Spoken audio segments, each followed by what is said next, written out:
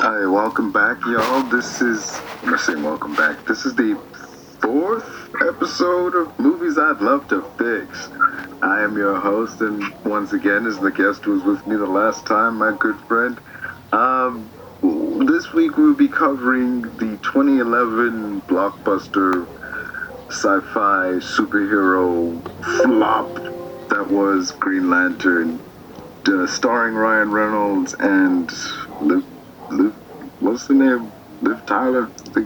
I can't remember her name, but his wife, starring Ryan Reynolds and his wife, and directed by I don't even know. I don't care. But yeah, before we get into it, let me ask, what did you think of the movie when you saw it? Like,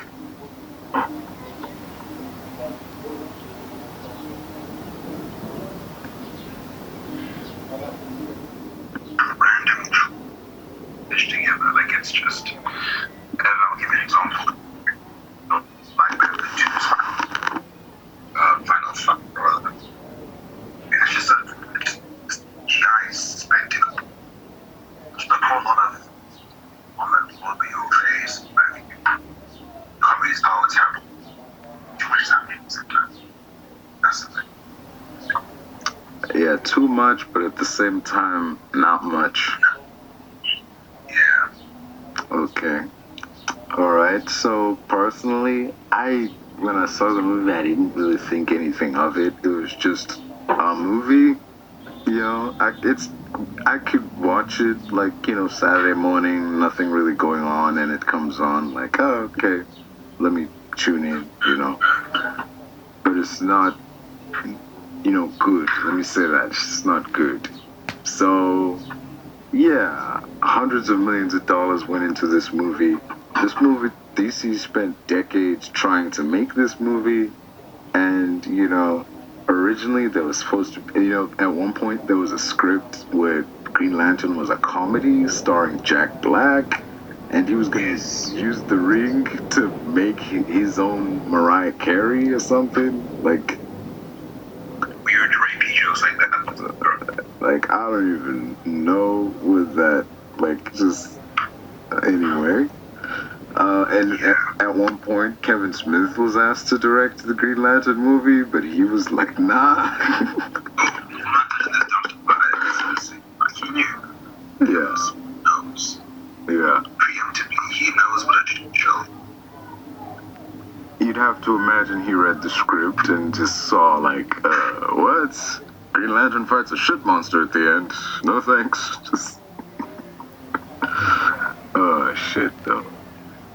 And having seen the movie, having thought about the movie, and having started this channel here, we can do it better. So, let us have a go.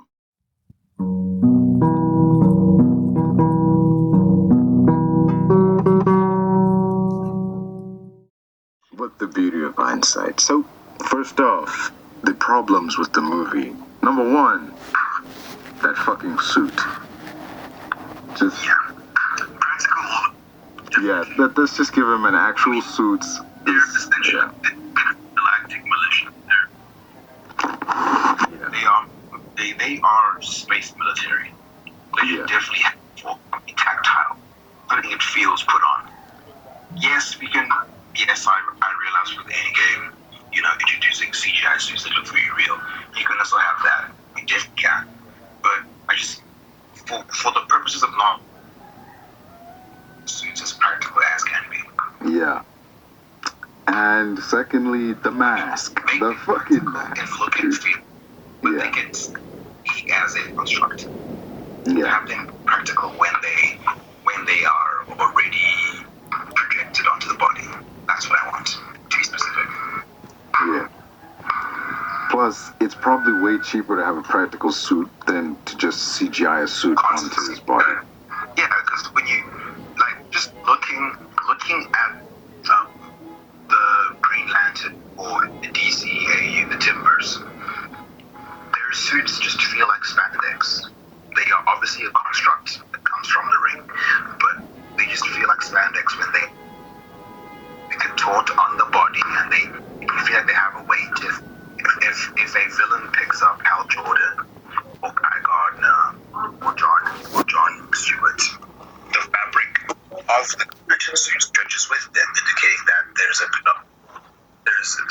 there's a realism about it. Yeah. And with the in terms of the, do we keep Ryan Reynolds? That's a good question. No, definitely not.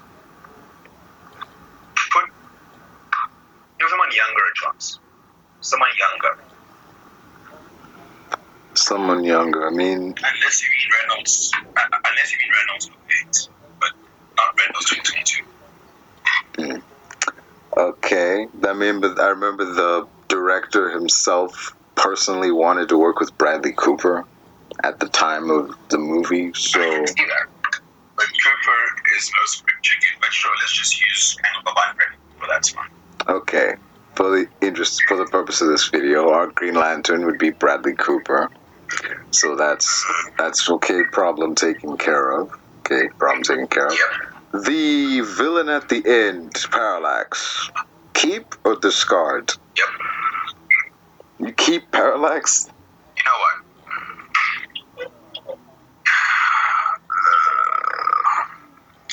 Okay, you can remove him. You don't want to blow to the box. You can remove him. Yeah. The only downside to removing Parallax would be, who's the villain then? You know? Exactly. Because I feel perhaps make it. I think just make a Sinestro. So soon. Like, I mean, what else? What other option do you have? Either keep Parallax or have Sinestro. Because if you keep them, then you have to do them right. You have to. Yeah. Like you can't. For Raz of the Silver situation, it can't be. It has to be done right, all in all. Okay, I motion that we keep Parallax, but rather than turning him into a giant shitstorm, have him be what the Guardian said he was, a Guardian who got corrupted by fear. Just have him be an alien, you know, just an alien with the power of the yellow ring. Yeah. Yeah, that works. Okay, so that's largely, yeah, it's an acceptable thing. That's most of the film's problems taken care of right there. The casting, the suit, the main villain. We've covered just about everything wrong. Now, one thing. The dude with the big head, that guy on Earth. We keep that guy. I mean, do you need Sinestro? What, Sinestro? Oh, no. Sinestro is a good thing. He was one of the few good things in that movie, but he didn't do much. That was the big issue with me in that character. You know, like, Sinestro was one of the good things about that movie, but he didn't do a whole lot. So, yeah. Yeah, we could take Sinestro out. Maybe have him at the end get a hold of the yellow ring, you know? Do we have a sequel tease? Yeah. Yeah, that's fine. That's fine. Alright, so story starts basically like, okay, that opening scene with fucking thing, you know, even though his job was supposed to show off the fighter jet as opposed to destroying it, yeah, scrap that. That just makes Hal Jordan look dumb. And it makes it look hella incompetent and unbelievable. Dude, like, that just makes it look dumb. So that's gotta go. Instead, just introduce Hal Jordan like they do in the comics. Have him going to the spaceship. Oh. Yeah. Yeah, he's the best, and he knows what he's doing. He's cocky when he can back it up. Yeah. As opposed to the movie where, like, oh, he's cocky, but he's also incompetent. Just, you know, whatever. And, you know... In that movie, he acts more like Star-Lord than actual Hal Jordan. Yeah. Dude, just... plus, there's a lot of uncertainty, you know, like, okay, what's the deal with him and, like, the chick he's with, are they dating? Are they friends? Like, what's going on? Like, just yeah, there was so much. It was wishy-washy at times, but with okay, in this one, so very consistent. yeah. So he's a good pilot, you know, whatever. They hype up like, oh, this guy, you know, he's good. He's such a great pilot. He's not afraid of anything, you know. He's not afraid of anything like in the comics, and you know, they have a defined Blake Lively. Is it not defined in the new movie? Will it be defined? The Blake Lively character. Yeah, you know, give Hal a love interest, you know, it's something to fight for. Let's say that. Give Hal something to fight for, because having Green Lantern fight for the fate of the world, it's like, okay, whatever. Fate of the world. Who gives a shit?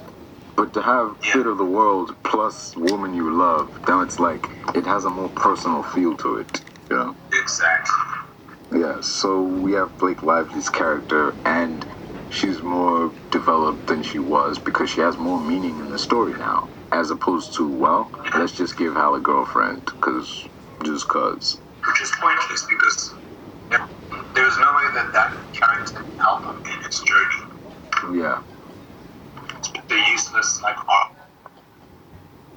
Right. So, okay then.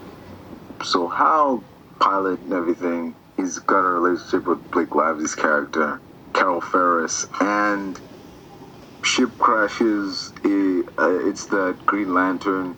The Cal goes to help him out. He gets a hold of the ring, and he tells him, like, you know, like, take the ring, say the oath, and you'll get the power of will. You know, basically what happens in the comics and everything. And he leaves. You know, he takes the lantern, and they leave. He tells him, like, you know, like, Parallax is coming. Like, Parallax is coming.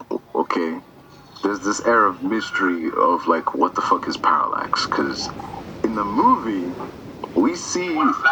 Yeah, like, not a flashback per se, but, like, a scene where like, Hal Jordan... Yeah. What? Like that. What do you mean? Like the Snyder cut type of, like Uxas before he became Darkseid. Yeah. We'll have a scene where the Guardians are we'll have Hal Jordan meet the Guardians, and he'll say the name Parallax, and they'll be like, how do you know that name? And like, so-and-so said it before he died, and then they'll explain and like show him like, oh, Parallax used to be one of us, and he turned after like fear took over, you know? Yeah, that would be an interesting thing. So he takes the lantern, takes the ring, and, you know, puts it on.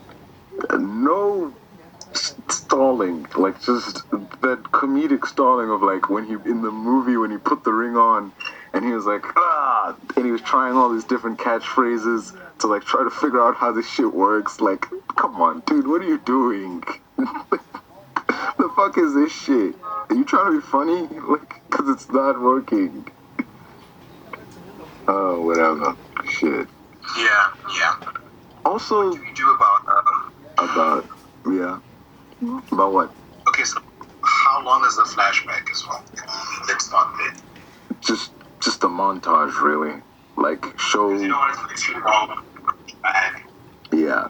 Just have it like a montage of scenes with, like, some narration and show, like... Yeah, like, there was this new power that he discovered. Like, he said he could master it. We didn't want to risk it, but he pushed ahead anyway, and then he became Parallax, so we locked him up. Bam. Yeah, present day host here. Just wanted to chime in and say, I have a better idea. Instead of just having a narration montage play out, have, like, one of the Guardians use their ring to construct a little bitty hologram and play out the events of the story, showing how he forced a new ring, he showed it to them, and they said, like, no, this power's too dangerous, and so on and so on, so they locked it away, but he got a hold of it, and then it took over. You know, just have a little, you know, Green Lantern construct thing, like how He Who Remains showed at the end of Loki, or, you know, just something like that, or how in Zack Snyder's Justice League, Cyborg showed a hologram of Superman taken off to let everyone know that, yeah, the plan is we're going to bring Superman. Anyway, back to the show. Okay, Yeah, yeah, it can work. that can work. So he gets a hold of the ring, and rather than the ring just yanking him off to Oa on its own, because apparently the ring is sentient now and can just take the wearer wherever. It's like AI of sorts. Yeah, just instead of that happening, have like the lanterns themselves show up and be like, we saw a distress signal, like one of our lanterns crashed here, and we followed his ring to you. You know, like apparently you're the guy who's worthy.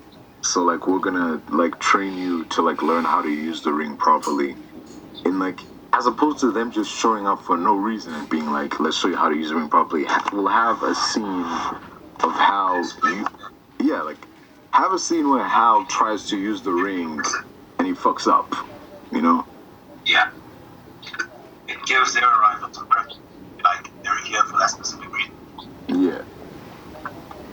So we have like a training montage, and I really enjoyed this in that movie with Sinestro and them were training Hal, and he has this speech about like, you know, when you're afraid, you're off balance. When you're off balance, you're not focused, and when you're not focused, you die. It just like, it showed a side of that character that like, yo, this dude he lives for this shit, man. Like this isn't a job to him. This is his life, you know. Yeah. So yeah. This is real life. Yeah, you know, so we'll have that montage, have Hal learning how the ring works, the limits of, you know, the ring and how like will feeds into it, and the only thing that could possibly like hold him back is his fear. And you know, there was that scene in the movie where he says, yeah, you know, like I'm only human, you know, I am afraid or whatever. Like that was kind of ridiculous, where he basically just says like, well, like they ask him why aren't you grasping this, and he's like, because I'm afraid. Okay, like since when and why? Like, Without fear. dude, why are you afraid? You're the man without fear. Like, dude. Yeah. So rather than, you know, having dude just randomly say I'm afraid, you know, like just having him say I'm afraid, have that inciting incident where he used the ring for the first time and it didn't work, have him be like, I'm afraid if I use the ring again and I fuck up, more people are gonna get hurt. That's not fear, that's like, you know, yeah, it's more understandable. A much better reason to become better. Yeah. So yeah, there's that. Now he has to work towards it and get better at handling the power, otherwise innocent people get hurt. So yeah, he trains, and in the meantime, you know, we get scenes of Parallax going from planet to planet and essentially striking fear into the hearts of people and like draining them of like life essence and shit, getting stronger and stronger as the fear gets greater and greater, because the rings feed off that specific emotion that they're tied to. You know, like the more willpower the man has, the more powerful the Green Lantern ring, the more intimidating someone is, like a Yellow Lantern is, like the more power they can generate, the stronger their constructs and so on. The more hate they have with their hearts and rage and stuff like that. Yeah. So powerful, like, yeah. And Hal is one of the most skilled Green Lanterns, like one of the most like popular, because he has a will and like, like his will might be on par with like Batman's will, because Batman also became like his will is just instant. Yeah, that's. But Hal Jordan is like the willpower.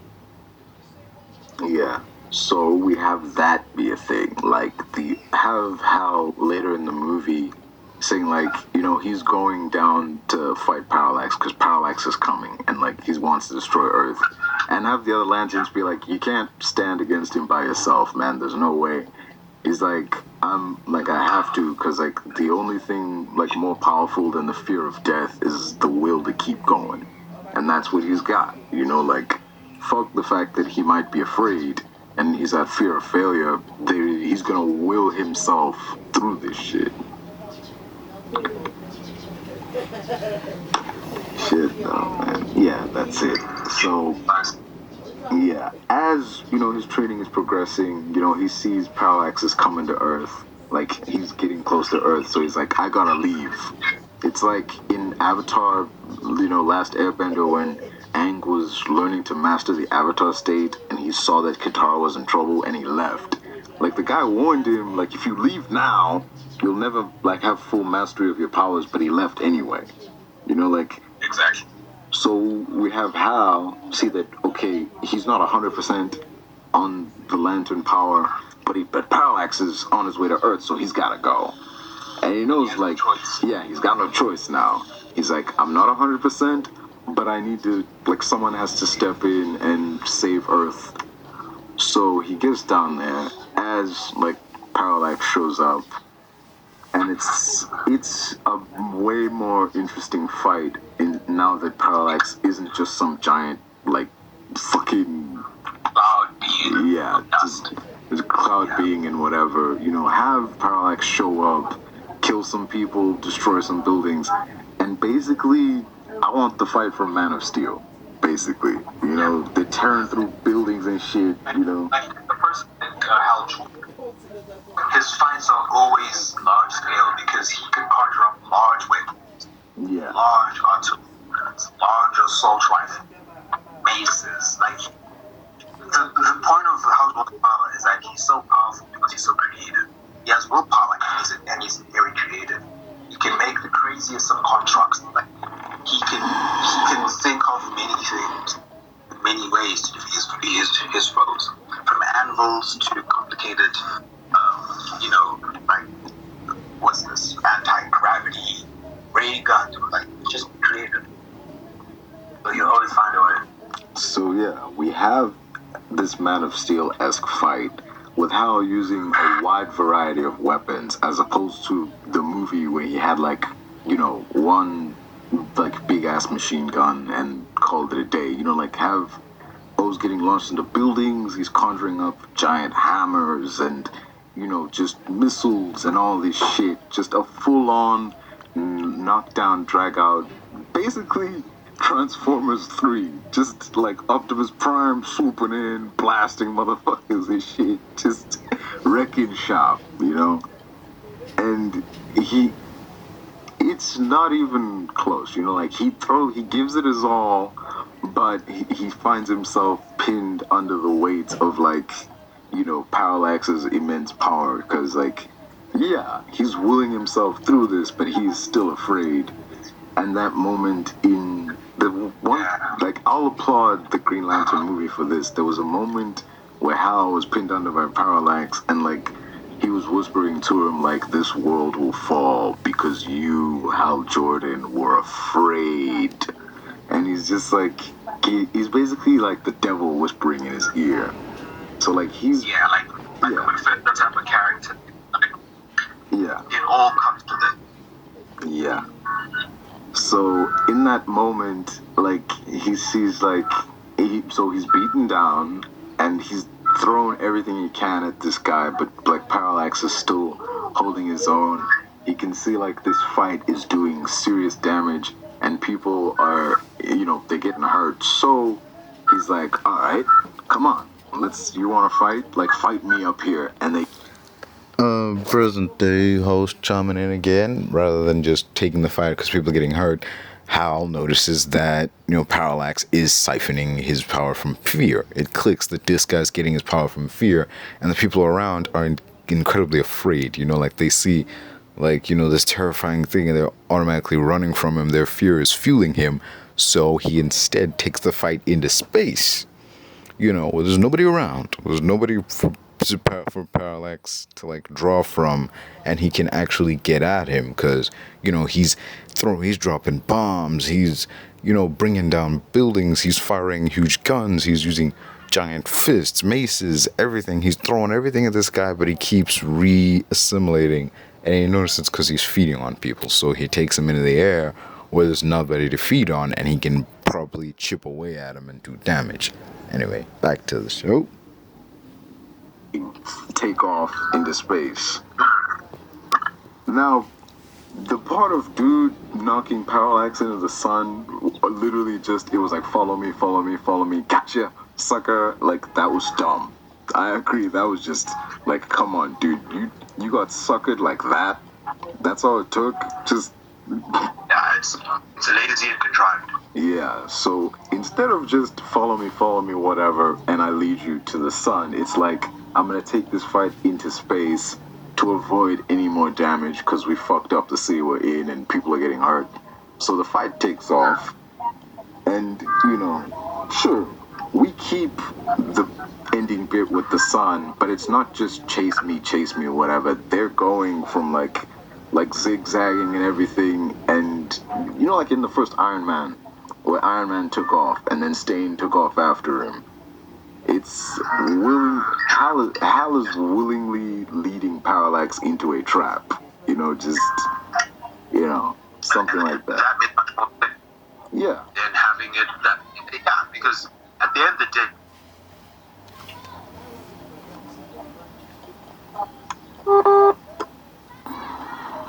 Serious apologies, y'all. There's been a bit of a disturbance. I was joined by an associate, and we were both going to do this together, but instead, now, unfortunately, I'll be doing it by myself. So, to recap, what happens is, Hal Jordan starts off as, a brash pilot. He's the best of the best, but he can back it up. His relationship with Cal Ferris is a lot more definitive in this one. They're openly together as opposed to the machine. Apologies for the groggy voice, in this one. I fell asleep waiting for the thing to reconnect. When I woke up, I was all tired as hell, but, the thing was still going, so I edited out the hour where I was out cold. But yeah, just apologies for the groggy voice. This, I fell asleep waiting for it to reconnect and things convene, but it did happen. Technical difficulties, they happen to the best of us. Anyway, back to the show. Archie relationship that they had in the movie. And, he gets the ring from the crashed alien, learns how to use it. Step isn't really afraid to fight Parallax, but goes to, fight Parallax because Parallax is encroaching on Earth, even though, he's not fully trained and is most likely die if he does this. He goes to fight Parallax to save his planet from being destroyed. So they take off into space, and when they, the fight happens on Earth. They fight. Hal sees there's no way he can end this fight without mass casualties and civilian losses. So he takes the fight to space, because you can see that their fight is doing an enormous amount of damage. So he takes the fight into space, and they fight amongst the planets, crashing into the moon and, zigzagging between planets, trying to, basically Hal is leading Parallax into a trap. He's actively making a concerted effort to take him somewhere. So they get chased all the way near the sun, and Hal is able to turn the tables on him. He gets as close to the sun as possible, and just as, Parallax is going to get him, he ducks out of the way, grabs Parallax with his ring, and then, yanks him even closer to the sun than Hal is standing, and it seems like Parallax is about to get sucked into the gravitational pull of the sun, but as he does, he reaches out and he grabs, Hal. And Hal Jordan, similar to the ending of the first movie, summons a bunch of jets, to pull him in the opposite direction. And as opposed to a giant fist, he conjures up a giant sword to sever, whatever the beam that Parallax was using to hold him in place. And then as he's doing that, he lets out one last beam, one last energy beam straight at Parallax, knocking him way, way, way backwards, straight into the path of the sun. And we see him burn up, he burns up, and as he's burning up, his ring, we see that he's dead because we see like this yellow light departing and like zooming off into the distance. Jordan's a hero, Earth is saved, he fully becomes one of the lanterns, and he continues his training. He's named the Hal Jordan Green Lantern of Earth, and it's his sector, because the Green Lanterns are intergalactic peacekeepers, and he is now a peacekeeper who's been assigned to the Earth sector. After that, we have a scene where the ring is like zooming through space, and it comes to a slow. It starts to slow down, and eventually it stops midair, and his hand reaches for it. The ring turns like the one ring in Lord of the Rings, and fits onto this like finger, and it zooms out, and as the yellow energy surrounds this finger and envelops the body, the camera pans up to reveal it's Sinestro. Dun dun da da da. Ended like that, and that is how I would have booked. How I would have fixed 2011's Green Lantern. It's one I've been wanting to do for a while, and I think that was pretty good.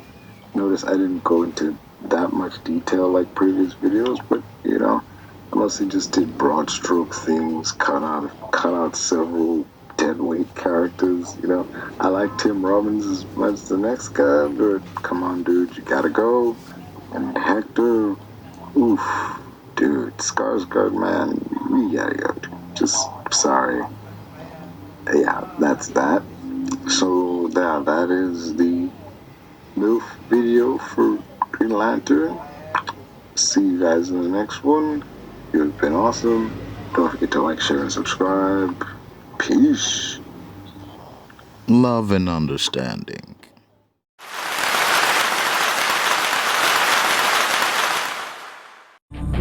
They wanna fill your head with doubt. They're silently scared that you'll figure it out. I'll make it look like I'm losing. Won't bother hiding my bruises.